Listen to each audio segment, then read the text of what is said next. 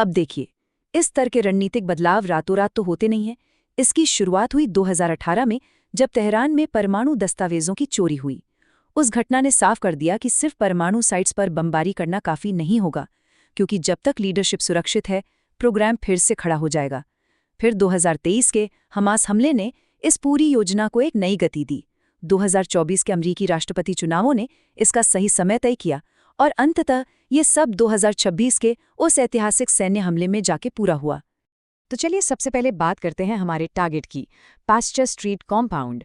आखिर इसे अभेद्य क्यों माना जाता था? जरा इमेजिन कीजिए, पूरे 5 मिनट।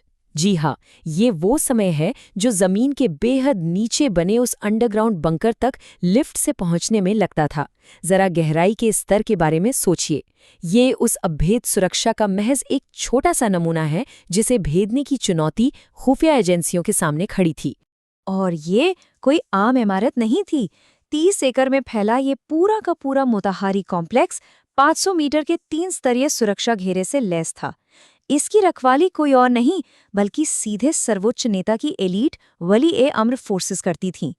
हर 1 इंच पर फ्रीक्वेंसी डिटेक्टर और मोबाइल जैमर लगे हुए थे।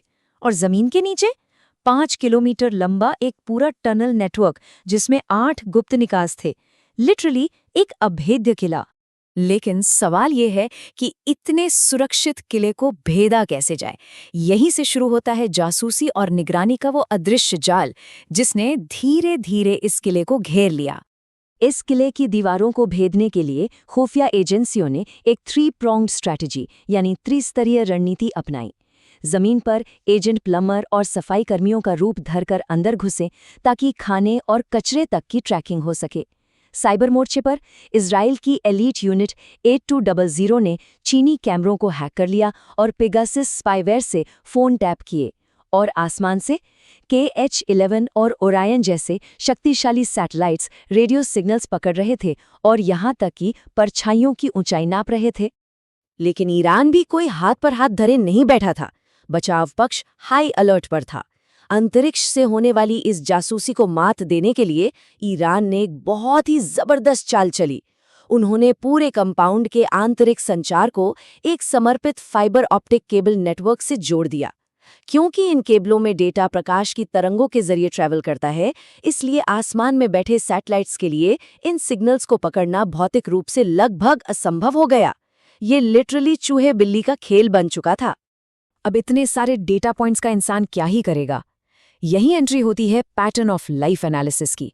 पालंटियर के मेविन जैसे बेहद उन्नत AI सिस्टम ने महज 90 मिनट के अंदर हजारों कैमराज और सैटेलाइट इमेजरी का विश्लेषण कर डाला।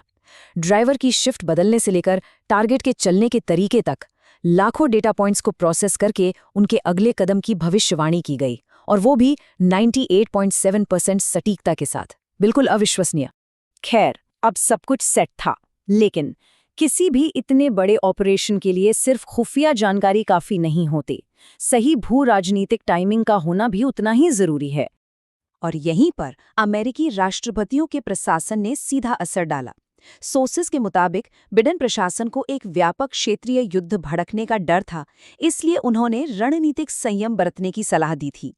वहीं दूसरी ओर विश्लेषकों का मानना था कि आने वाले ट्रंप प्रशासन की तरफ से पूर्ण सैन्य अभियान समर्थन मिलने की उम्मीद थी। इसी राजनीतिक कंट्रास्ट के चलते इस पूरे ऑपरेशन को 2024 के अंत तक एक स्ट्रेटेजिक पॉज यानी रणनीतिक विराम पर रखा गया। जैसे ही टाइमिंग सही बैठी और ग्रीन सिग्नल मिला, बारी थी एक्शन की। लेकिन अपने फाइटर जेट्स को भेजने से पहले ईरान की उस बेहद मजबूत हवाई रक्षा प्रणाली को पूरी तरह से अंधा करना बहुत जरूरी था। और इस काम को 3 बेहद सटीक और घातक कदमों में अंजाम दिया गया। सबसे पहले यूनिट 8200 ने सप्लाई चेन के जरिए S-300 रडार नेटवर्क में पहले से छिपे एक डॉर्मेंट मैलवेयर को एक्टिवेट किया, जिससे रडार स्क्रीन एकदम ब्लैंक हो गई। फिर तुरंत बाद अमेरिकी EA-18G विमानों ने इलेक्ट्रोमैग्नेटिक जैमिंग से पूरे एयरस्पेस को ठप कर दिया। और आखिर में ईरान के भीतर ही स्मगल करके रखे गए ड्रोन्स ने बची हुई भावर 373 बैटरियों को सटीक निशाना बनाकर तबाह कर दिया।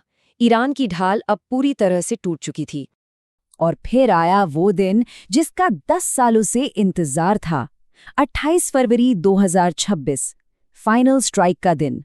वर्षों की प्लानिंग एक आखिरी गेम चेंजिंग खुफिया जानकारी पर टिकी थी। हमले से ठीक कुछ घंटे पहले ये कंफर्म हुआ कि उच्च स्तरीय बैठक जो हमेशा उस 5 मिनट गहरे अभेद्य अंडरग्राउंड बंकर में होती थी, उसे कंपाउंड के ऊपरी असुरक्षित हिस्से में शिफ्ट कर दिया गया है।